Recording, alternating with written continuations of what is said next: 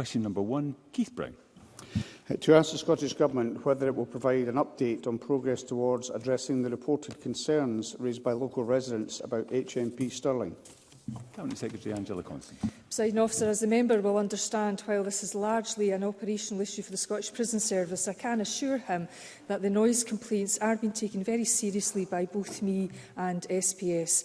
Officials from the Scottish Prison Service and Stirling Council attended a public meeting with MSPs and councillors on the 13th of November to update residents on the actions they are taking to help alleviate the noise coming from parts of the prison, and these include a range of operational and also infrastructure options.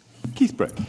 Can I thank the Cabinet Secretary for her answer? I attended a public meeting last week where SPS were able to hear directly from residents about their concerns, and I'm pleased that SPS agreed to provide updates every fortnight to keep people informed of progress towards addressing the issues. However, over the last few days, I've received several emails about continued disturbances and have a real concern over what my constituents feel is a lack of urgency on the various mitigation measures discussed at the public meeting, with most appearing unlikely to happen until well into the new year. The situation is clearly having a significant impact on the lives of my constituents.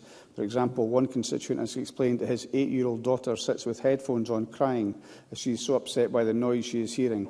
Does the Cabinet Secretary agree with me that this is not acceptable and that SPS must expedite their plans to address the situation as a matter of urgency? Cabinet Secretary. Presiding Officer, I do agree very much with the member who has continued to raise these matters with me, that these issues for all concerned need to be resolved as soon as possible.